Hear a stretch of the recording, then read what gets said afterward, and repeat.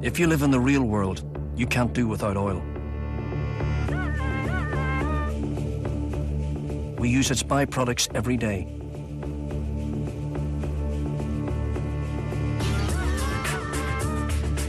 But the easy oil has long since been found, and world demand is ever increasing.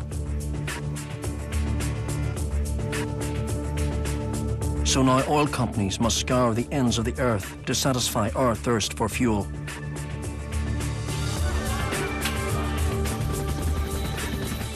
This program will journey from the Amazonian jungle of Ecuador to the war-scarred savanna of Angola to see what oil does for those countries.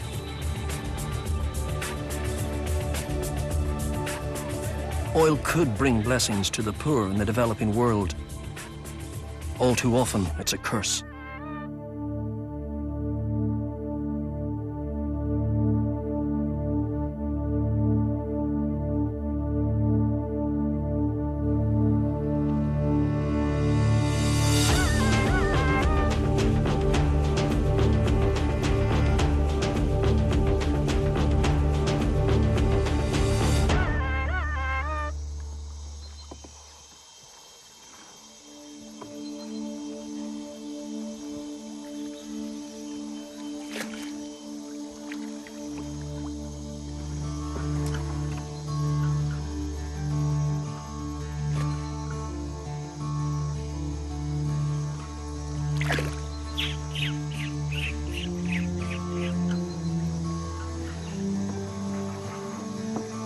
We are in the tropical rainforest of Ecuador.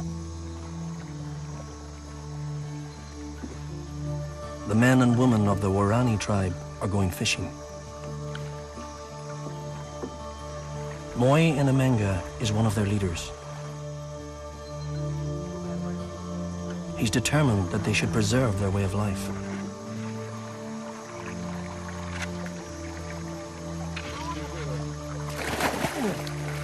Moy believes that oil would be a curse to his people.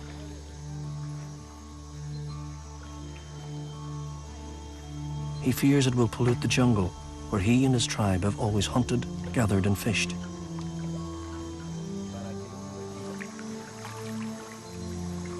Moy's tribe numbers about 1,500.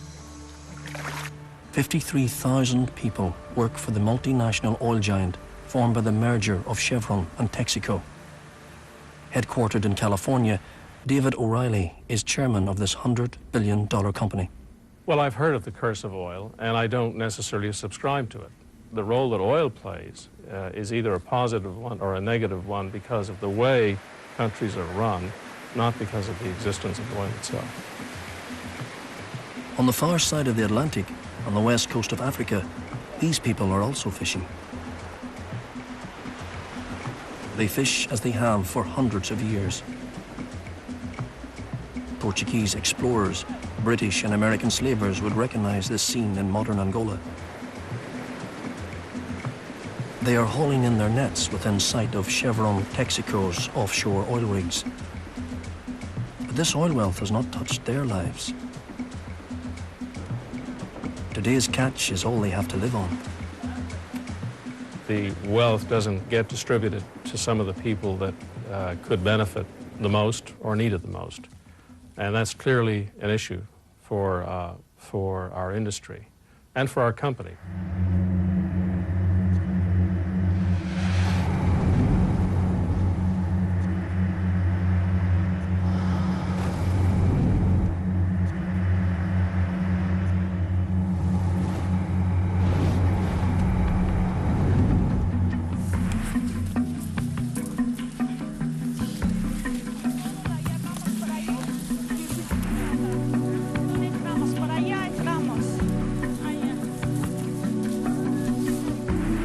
We had come to the heart of Ecuador's tropical rainforest.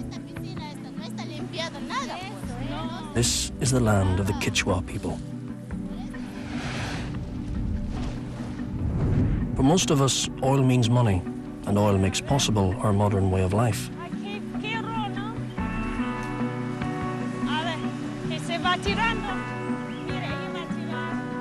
Try telling that to the Quechua people.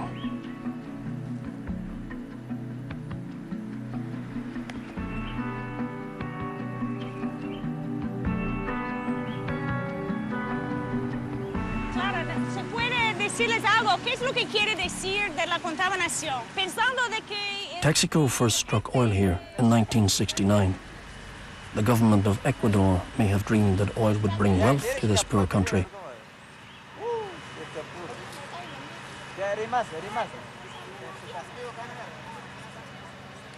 But nobody consulted the Amazonian Indians, and it is they who are now paying the price of oil. And she'd also said this stains the feet, this stains the children, this stains the clothes, and, you know, Texaco doesn't give us shoes to wear. I think she was saying this goes into the stream. It makes you dizzy like you're drunk.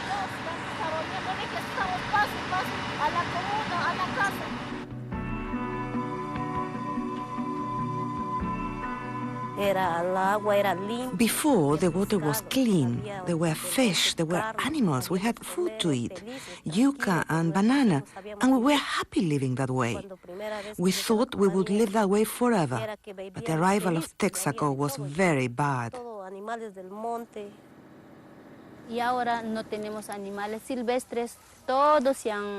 All of the wild animals have gone.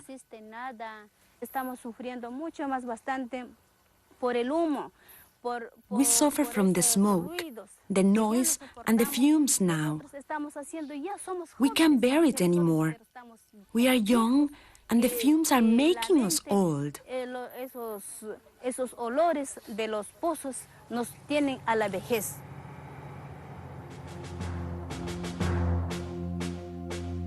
When oil was first discovered in the rainforest region of Ecuador, it looked like the beginning of a beautiful friendship.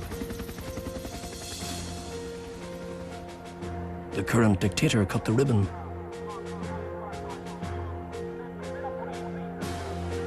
An archbishop scattered holy water. When Texaco produced its first barrel of oil, it was like a religious ritual.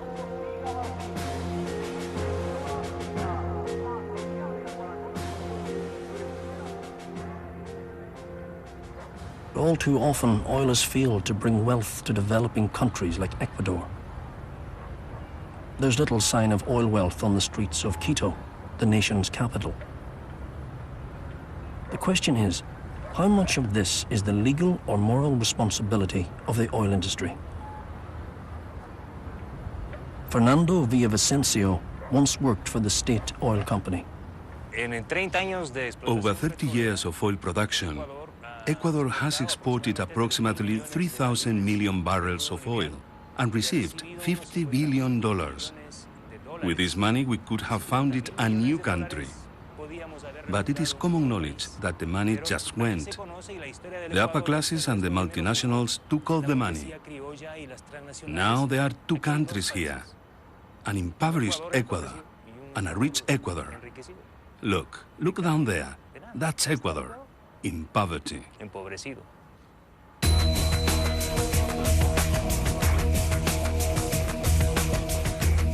For the next chapter in this story, we headed for Ecuador's border with Colombia. Our destination was a little provincial town called Lago Agrio. It was one of the first places to find oil. Lago Agrio means bitter lake.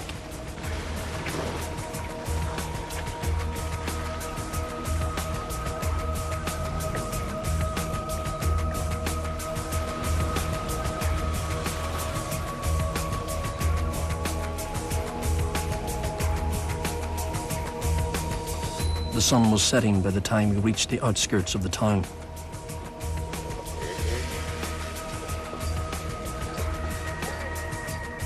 There's a Foreign Office advisory for business travelers and tourists.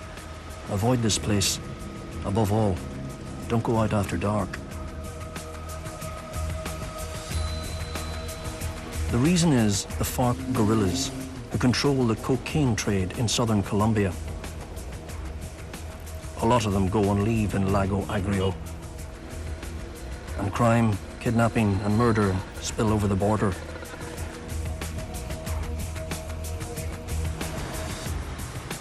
We were glad to pull into our hotel without incident.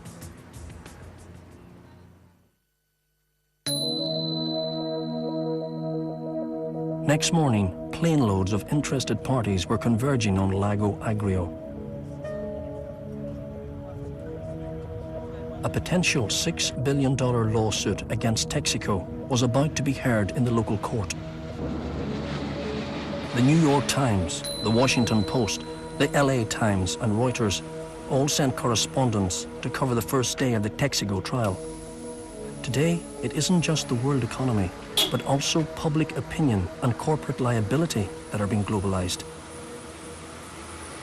Cristobal Boniface is the lawyer who 10 years ago filed the lawsuit in New York on behalf of 73 local Ecuadorian plaintiffs. Stephen Donziger is an American attorney assisting him on the case. Welcome, it's great to have you. Fundamentally, Texaco came into this country in 1969. And this was a virgin territory, this is pristine rainforest. And they decided not to use the same precautions that are used in the United States to produce oil. Texaco left 627 open-air pits. The ponds are still there, the rivers are still contaminated, the roads are full of oil. It is the worst ecological disaster in the hemisphere. It is. There's nothing like it. What makes this trial echo around the world is that Boniface has won a landmark ruling in a U.S. court, that if the plaintiffs win their case against Texaco in Ecuador, damages will be enforceable in America. It's a hugely important precedent, and one that could cost the oil giant billions.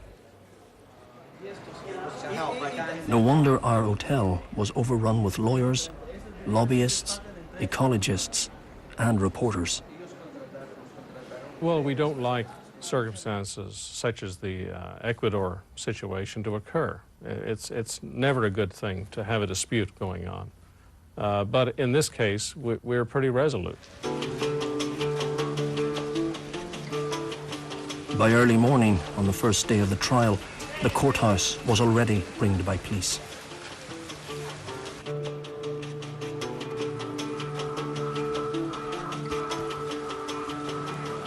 Then just after sunrise, the Texaco team made its appearance. Concerned about their personal safety and the very real threat from kidnappers, they sneaked into the courtroom 2 hours before anyone else. This is the first time in history that a giant oil company has had to come to a courthouse in a jungle town in a third world country to answer to charges that it polluted. It's never happened before today. Certainly not in a case of this magnitude, and they have tried to avoid a trial for 10 years. They have spent millions of dollars to prevent us from getting in the courthouse door. Ricardo Vega was helping Texaco's legal team field questions from a not very friendly press.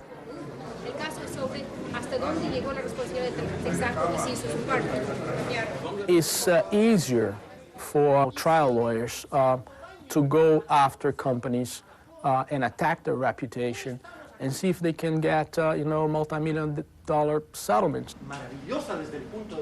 We feel we have been unfairly accused of something that we need to deal with.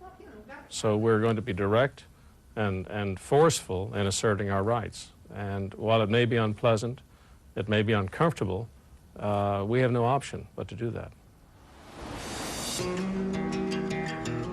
The judge ruled he would visit some of the disputed oil pits, so we decided to take a look for ourselves. Our driver was Jorge Arroyo, who specializes in what he calls Toxi tours. The edge of town was crowded with companies that supply the oil industry.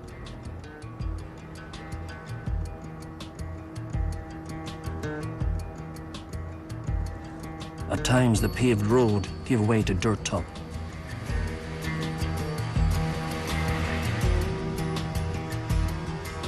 Sometimes they pour oil on the dirt road to create a surface.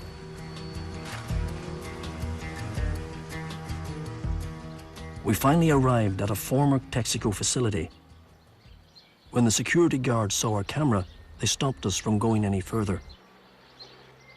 So Jorge took us across the road to a little house where Rosa Matango lives with her husband and children. Buenos días. Rosa, who is one of the plaintiffs in the Texaco trial, told us that the oil operations begun by Texaco had polluted her land and made her sick. I am ill. I feel like they are the lion and we are the mice. We are poor and insignificant to them.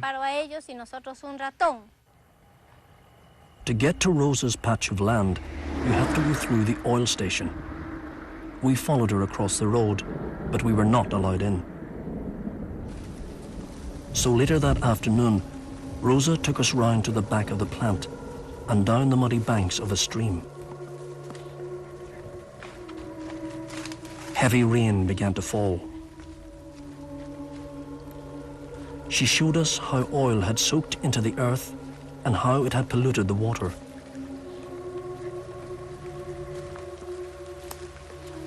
Crouching down close to the pool water, we could smell the reek of oil. We crossed the stream and got to the other side of the gorge. These are Rosa's pigs. Their backs and sides were covered in oil. Below her land is the main river. La contaminación de parte del tiempo del Texaco, por eso está bien hondo. The contamination began with Texaco and is now about 1 meter deep. It is deposited here, where it gathers, before flowing into the river.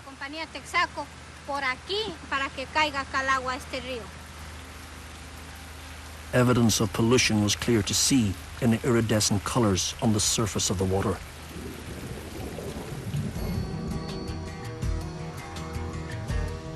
We found Hugo Oreña's house in San Carlos, across the road from what was once a Texaco facility. You have to drive over an oil pipe to get to his home.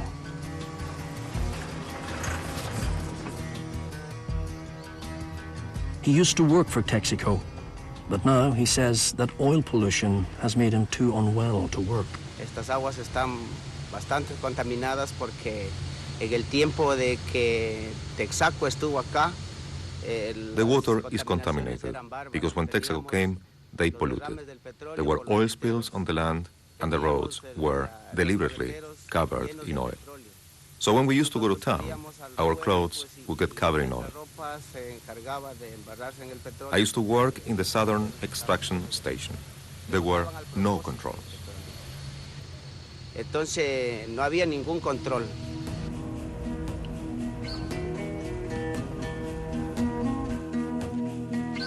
It was Sunday in San Carlos and people were going to church.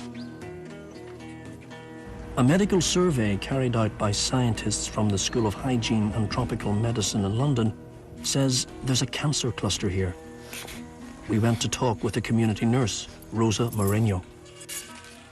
My father-in-law died in 1989 of cancer of the pancreas.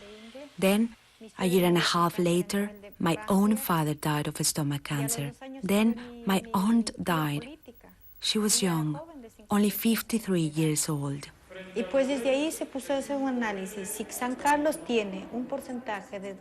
turned out that San Carlos, with a population of 1,500 at the time, had twice as many cancer cases as the Pinchincha main province of Quito. El cáncer estaba 2 veces más que en esta población que comparada con la población que tiene Quito, Pichincha, o sea que es la capital. O sea, acá morían. Today, we realize that we are contaminated by the oil companies, Hoy la gente hemos hecho conciencia, especially Texaco, and that they have caused a lot of damage. realmente la Texaco nos dejó haciendo mucho daño. Texaco denies these charges. There's no indication of any adverse health impact on the residents of the Oriente that can be linked to oil production activities, but they have a very serious problem with regard to the lack of proper hygiene and proper infrastructure, and we are sympathetic with that, but we don't accept that we are responsible for this situation. Amateur video shot 12 years ago shows clear evidence of pollution. But can all this be blamed on Texaco?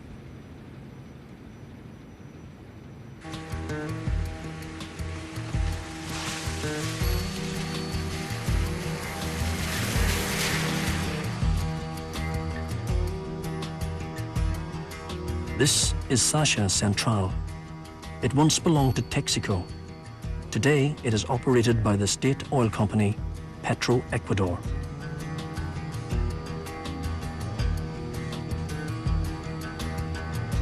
The management could not or would not talk to us, but they did allow us to take pictures of the installation. The plant seemed clean and well managed. But some engineers told us that underinvestment is causing widespread pollution. They showed us machinery that was 30 years old. The firefighting equipment belonged in a museum.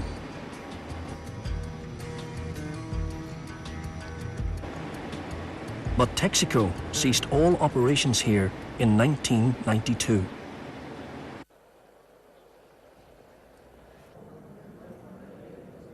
Until that year, Texaco had been keen to renew its old contracts. Instead, Texaco was in effect nationalized. The government handed all its installations over to the state-owned oil company, Petroecuador. It was later agreed that Texaco would spend $40 million cleaning up some of its sites. Ricardo Vega was Texaco's project manager for the cleanup. I spent 3 years in the jungle, and we had a certification process on a side-by-side basis. Everything that they asked us to do, we did it. Petroecuador was supposed to assume responsibility for all other sites. We cannot be responsible for things that Petroecuador and the government assume full responsibility for the future.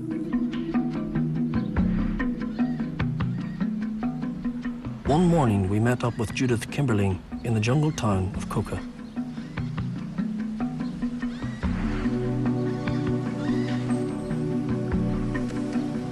Petroecuador is supposed to have cleaned up a number of Texaco's old oil pits. Judith Kimmerling was going to take us to see part of that cleanup. We piled into Jorge's pickup truck and headed out into the country.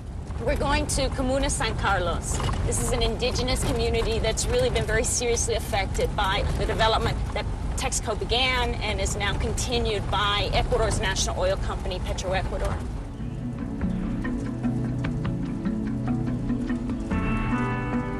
As we approached the village, we began to see pipelines running along the side of the road. We had arranged to meet people of the community in a large clearing here. Judith Kimmerling has been coming here for a long time. Buenos dias. Buenos dias. When she first asked about pollution, nobody knew what she meant. Buenos dias. There was no such word in their language. Buenos dias. Buenos dias.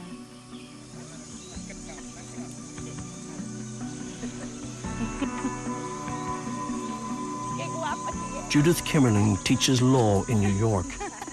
She's used her professional skills to fight for the Quechua people, and she's made this a personal cause. Buenos dias. Gracias, Yeah. What we had come to see was an oil pit that had originally been dug by Texaco. It was supposed to have been cleaned up by Petroecuador after Texaco's contract expired. On the surface, the water looked clean enough. Look, she just stirs it a little bit, and you can see that black crude oil from the sediments. And then when they bathe in these waters, they get skin problems. They get spots. Hongos are like mushrooms, some kind of fungus. In the trial, Texaco blames Petroecuador for this. No quiere salir. Estoy contaminada. Como nosotros estás contaminada. 12 years ago, Kimmerling videoed a Petroecuador tractor here. I came to this well, and there was a tractor up on this side pushing dirt onto the pit. The pit was still covered with a visible cap of crude, and the tractor just pushed dirt over it to cover it, and without removing the crude, without doing anything to isolate the contamination from the environment. And that was more than 11 years ago.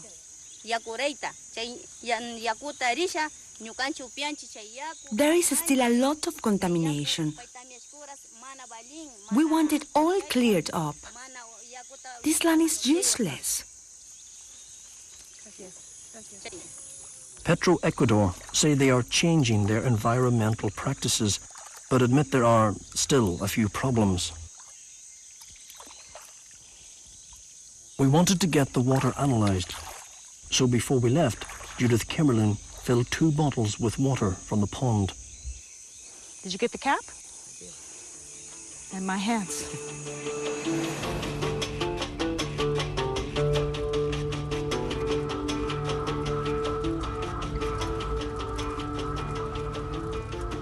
Jorge drove us back to the local lab in Coca.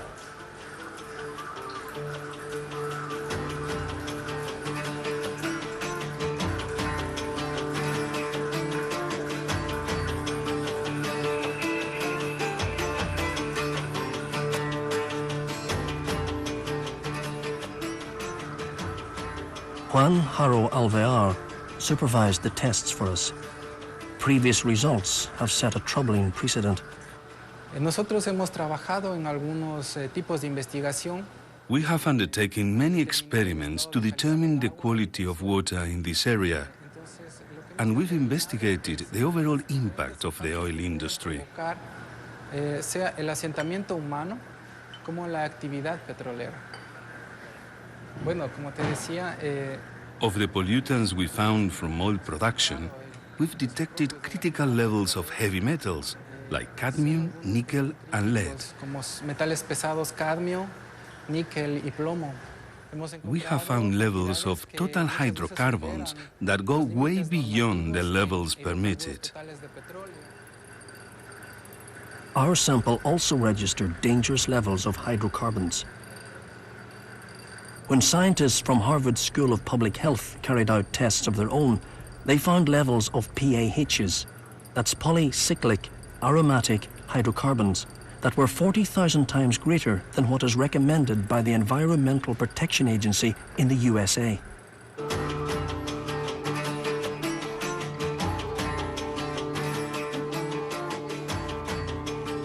We were back in Lago Agrio, where the Texaco trial was continuing. Outside the courthouse, things were getting lively. The demonstrators were passionate, colourful, and, this being Latin America, about an hour late. We spotted Rosa Matango in the crowd, and we also saw Rosa Moreno, who runs that clinic in San Carlos. Inside the courthouse, the judge listened for 3 hours as Texaco's lawyers read out a statement arguing that Texaco's oil pits did not break the laws of Ecuador and caused no substantial pollution. Texaco applied international operational standards prevailing at the time we operated, 60s, 70s, and 80s. Pits did not present any lasting environmental problems with regard to impact on people or impact on the crops. Vivid, eloquent, and passionate, the plaintiff's attorney attacked not only the legal basis, but the morality of Texaco's cleanup agreement with Ecuador's government. That agreement frees Texaco from ever being sued by the Ecuadorian government for these damages, but it doesn't free them from being sued by the people who were affected, who had nothing at all to do with the government's decision to make this agreement, which quite frankly astounds me and is against the best interests of its own citizens. The outcome of the trial could change the way oil companies and multinationals operate abroad forever. Because if at the end of this year the plaintiffs do win, they can recover damages in the USA. But in a global economy, world opinion is almost equally important. People sometimes ask me why Chevron Texaco just doesn't settle this. You have protests in your shareholders' meetings. Why you just, settle and get rid of that? We can't just settle. It's because our reputation is more important than just getting rid of any political or emotional pressure. The only language they truly understand, I have found in my experience, is the language of money and harm to reputation. And if we can expose what they've done to enough people around the world so their reputation is damaged, I believe they will reach a point where they will come to us and say, let's sit down and deal with this problem. Whatever the outcome of the Texaco trial, oil companies are already changing their values because it is no longer enough to simply take care of business. Based in Ecuador, Mark Thurber advises oil companies on the social and environmental impact of their operations. What we've really seen is that the oil companies are operating under a series of new constraints. They have a lot of pressure from indigenous groups, from NGOs, from the banking community, from the Ecuadorian government to operate in a different manner than they operated in the 1970s. And the oil companies that are working here now are very interested in not repeating the mistakes that were made during that decade and trying to reduce their impacts. Texaco is no longer pumping oil from Ecuador. It has merged with Chevron to become Chevron Texaco, the fourth biggest oil company in the world. And the way in which Chevron Texaco conducts its operations shows how oil companies are having to change.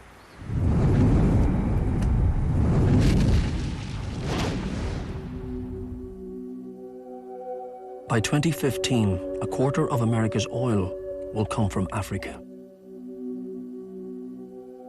Astounding new breakthroughs in deep water technology are making vast amounts of Angola's oil available for the first time.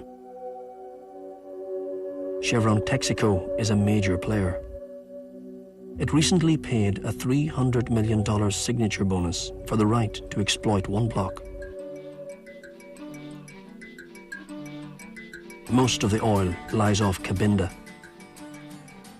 Cabinda is an enclave separated from the rest of Angola by a tiny strip of the Congo. Oil was first found here when Angola and Cabinda were part of the Portuguese Empire.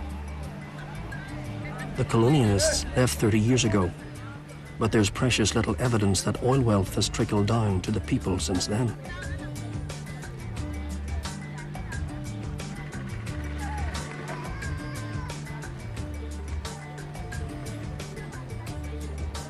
Father Congo points out that Angola may have some of the richest oil reserves, but it remains one of Africa's poorest countries. I was recently in Europe, and the first reaction when I said I was from Cabinda was, you're rich over there. And I said, no, we have wealth, but we're not rich. We live in apartheid. On the one hand, there's wealth, and on the other hand, there's the poverty that we live in. I can sum this up in one sentence. The people of Cabinda wake up in the morning in search of something to eat.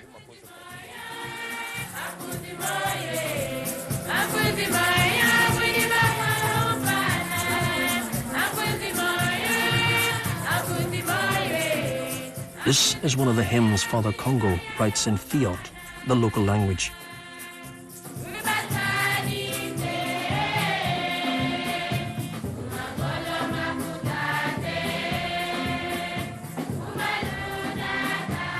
The choir sings how they will go to meet God and ask Him for a good life. But according to recent reports by the widely respected charities, Catholic Relief Services and Christian Aid, the good life is still a long way away. Ironically, there's even a shortage of petrol in oil-rich Cabinda.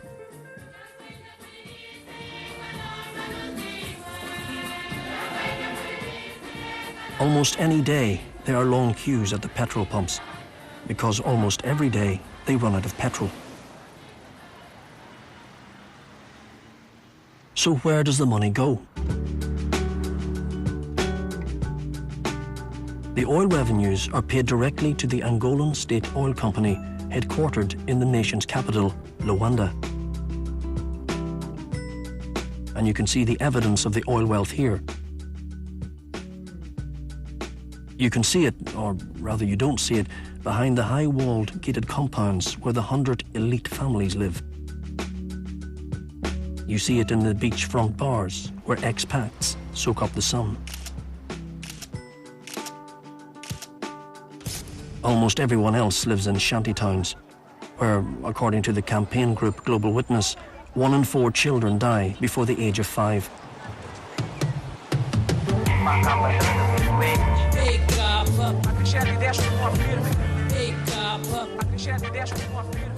Raphael Marx is an outspoken journalist sent to jail for an article called The Lipstick of Dictatorship.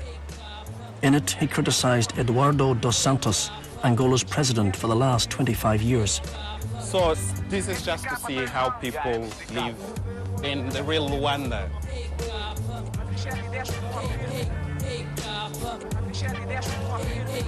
People are sort of packed up and with very basic infrastructures,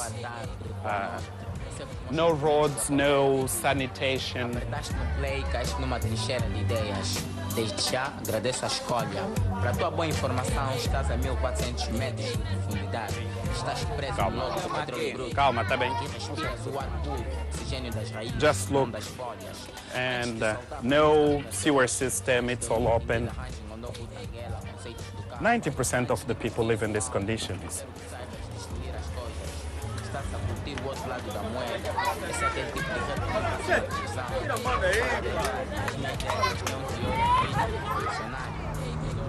If we ask the oil companies, the first thing they will say is that this is none of our business.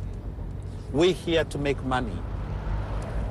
Yet for them to make money, they have to support this kind of system. Chevron has been here since the 60s. Well, all these years, haven't you done business enough to care about the people from the very land you've been exploiting? Salário da fome! Trabalho e pão! Salário da fome! Salário da fome! Salário da fome! As we arrived in Luanda, a demonstration against poor living conditions and low wages was taking place.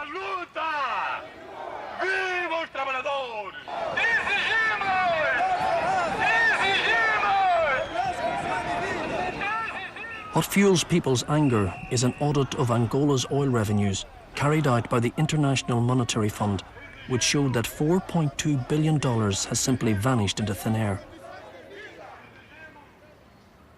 Scott Campbell works for Catholic Relief Services. There are secrecy clauses about the payments that the oil industry gives to the government for rights to drill and extract oil. Those clauses prevent the population in Angola to know how much their government is receiving on their behalf. In the US and other Western countries, these kinds of agreements are very open and transparent. And yet overseas, these same countries, these same corporations are not signing on to transparent agreements. When asked about this lack of transparency and the missing billions, Angola's government says, in effect, that it has lost the receipts. This is accounting problems. Our capacity to administer is still very weak, and this is why we are getting assistance from the World Bank, from the IMF, and it will continue to be so. So there is no missing money whatsoever. There is accounting problems. To make up for the failure of government, Chevron Texaco is now putting its own money into development schemes. We are doing things to help the country develop, and the most recent initiative that we've pursued is when peace came, when the Civil War ended, we saw a unique opportunity to help play a role. To see how Chevron Texaco was spending its money, we flew to Quito, in the center of Angola.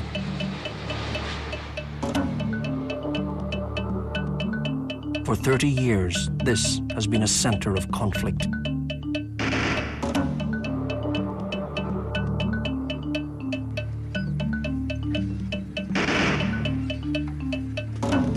There are so many unexploded mines that some foreign aid workers travel around in a Casper. It's a South African-made armoured personnel carrier that is supposed to protect its passengers from landmines. It's still dangerous here. 5 months before we came here, 6 aid workers were blown up and killed.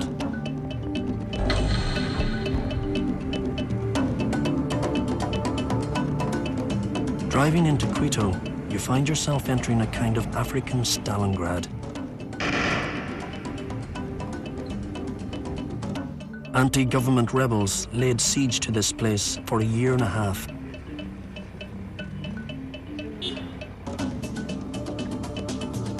It was, of course, oil that made Angola worth fighting for, and it was oil that enabled the government to buy the mines and the weapons that prolonged that war.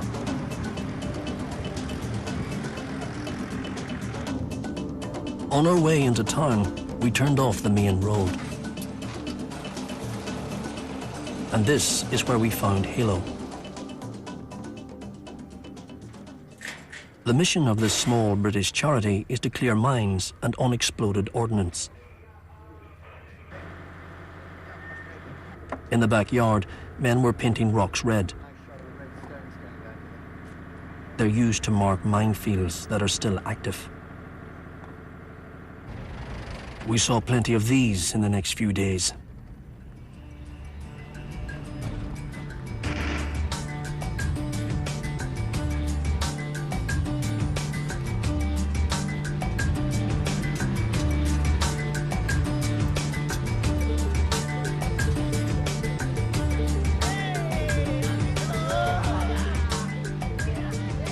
On the edge of town, we found ourselves on a dirt road, driving through elephant grass. And then we saw the tanks up ahead. Is this where your clearing is going on now? Oh my God, look at that. They had been rebel tanks. You could see how it had happened. The lead tank had run into a mine. The next 2 tanks swerved off the road to avoid the mines, but they had fallen for the trap.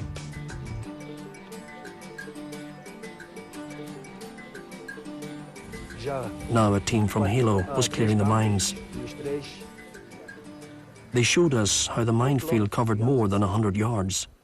Do primeiro até o terceiro. We followed Alexander Batten and his Angolan colleague, Gabriel Marx, into the field. And this is where we would have destroyed an AT mine, quite a big hole. So we're now entering the current task. The red and white sticks indicate the perimeter. The uncleared areas are to the left and to the right, where we haven't cut the vegetation is uncleared. It's a very dense minefield. Here, around in this area, people will come in here and collect wood and cultivate the land, and they can often be injured by hitting mines or just walking on them. When there is an accident, people obviously will be very fearful of going anywhere near where that accident occurred. So whether there are mines there or not, people will not use that area. It will prevent them from cultivating the land. They never claim to clear a minefield completely. They prefer to say they have reduced the threat. Mines are such a curse because whether they are in the ground or whether there's the fear of them in the ground, they just completely stop a community from developing, stop a whole country from developing. They will, link the detonator to the explosive. We were surprised that no oil money is finding its way to mine-clearing charities like Halo. We were 100 yards away when they detonated the mines, but we could still feel the blast.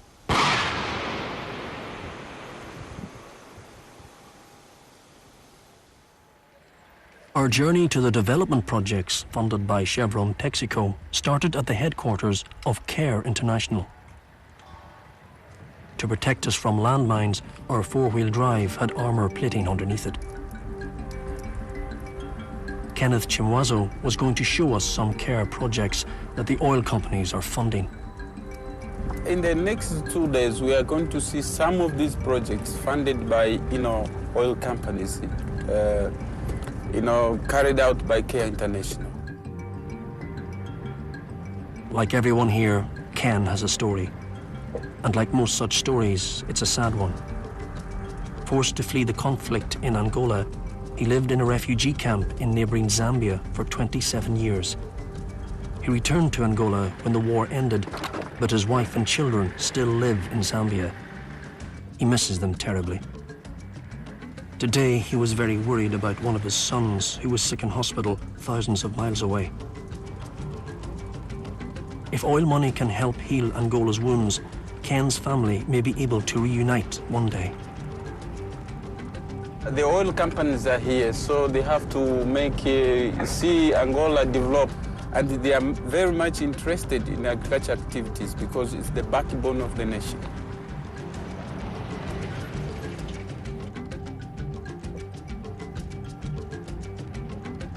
The road wasn't just terrible. In some places, it was completely impassable. And this is what led us to the first of the oil-funded development projects. At first glance, it looked like a food handout.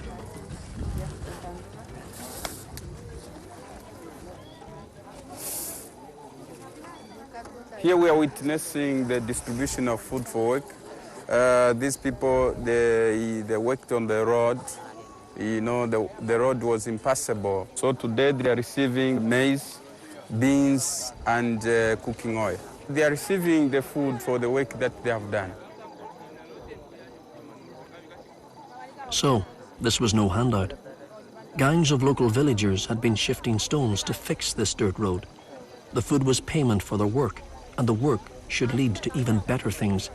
Because when the road is repaired, the villagers will be able to get their food to market. These people you see here, they are harvesting a field of an association. The oil companies say they don't want their money to create dependence. The idea is to invest in schemes that will, quite literally, keep growing. Care and the oil companies gave tools, animals to work on the fields, plows, hoes, machetes, sharpening files, and axes to the farmers in the association here. Before they received this aid, a farmer from here was lucky to grow 3 bags of maize a year. This farmer, this time, he has produced, I think, 1, 2, 3, 4, 5, 6, 7, 8, 9, 10, 11, 12, 13, 14, 15, 16, 17 bags of maize, maize, and almost one bag of beans, and 4 bags of groundnuts. Part of the food is sold so that they can sustain their livelihood, maybe money for medication, school for their children, and the other bags remain for consumption, of course. The hope is that a series of small steps will lead in the end to long-term development.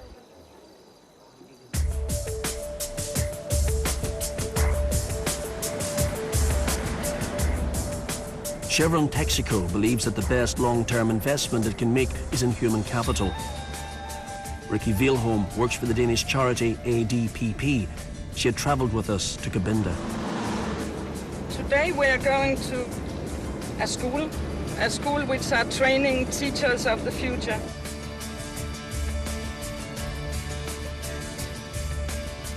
On our way, we passed the Chevron Texaco compound. It's ringed with barbed wire and fences and, incredibly, landmines planted by the government, but still not cleared.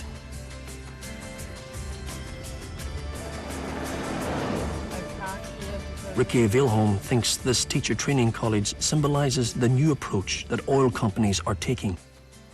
I don't know if it is off the record or what, but it's said as a slogan, don't bribe a single person, bribe the whole nation, in a good sense of bribing. Because if you can actually manage to make good things for the whole nation, it's much better for your business. Natasha Kwakwa is a young British volunteer. This is one of the very few primary schools in the area. Our students are here doing their school practice, and through this practice they are learning how to work with the children for the very first time.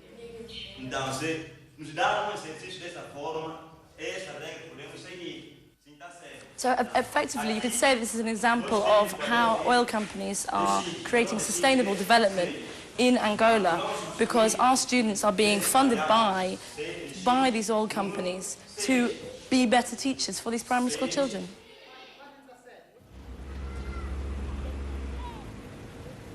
After 2 years in the teacher training college, students are sent out into the country to teach in village schools. They stay there for a year. They like to say that one of these teachers will need 2 heads, one for the classroom and one for the community. And it's part of getting the certificate that you have 2 heads. So don't come here and only have one. You have 2. Yeah, we have a lot of projects.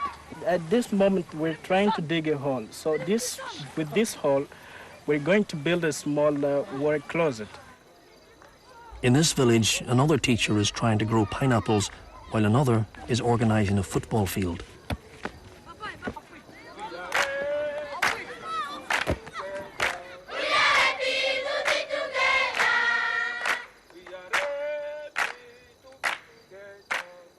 Chevron Texaco is committing $25 million to projects like these. They call it an investment in the future. I think of it as good for business. We are a major investor in Angola. It is good for our investments and for our future growth there to have a country that is stable, that is growing, that has an improved education system, that has better health care. Maybe there's a tinge of idealism in there because this is something that hasn't been tried before, to my knowledge. And we're proud to be part of that. But according to Chevron Texaco's critics, $25 million is peanuts when lack of transparency in government accounting allows $4.2 billion in oil revenue to vanish without a trace. Catholic Relief Services did not accept money from Chevron Texaco because we wanted to be very free and at liberty to pursue our advocacy campaign for transparency. We support transparency. Periodically, we see frustration at the local population level that is of concern to us, and one of the reasons why we believe that good governance and good institutions and transparency is good for our industry. For all their power and wealth, these oil giants can be surprisingly vulnerable to government pressure. When BP offered to open its books, the government of Angola told it in effect to shut up or get out. A few years ago, BP announced the oil revenues it gave to the government, and in short order, the government came back to them and said, absolutely, you must stop that immediately. Obrigado. We too were forced to stop when police saw us filming on a public beach, a small taste of how Angolans are kept in the dark. It was our last night in Luanda, time to reflect on our journey from Ecuador to Angola, in which we saw how oil companies are having to bow to the spirit of the time.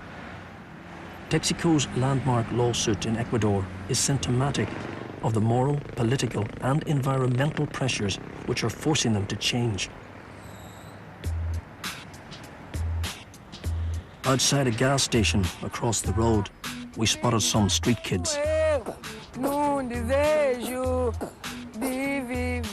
Like their American hip-hop idols, they love to rap. About oil and poverty, about government and corruption.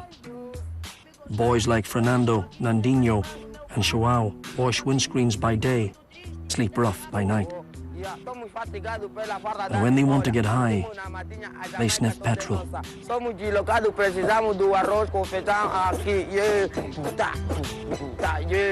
Estamos fatigados, somos na fatiga, bardeio aqui no Real.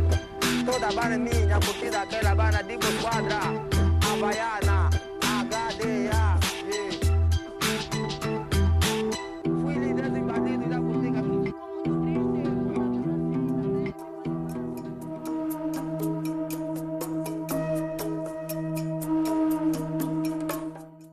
You can see the next part of The Curse of Oil tomorrow at 1:30 here on BBC4.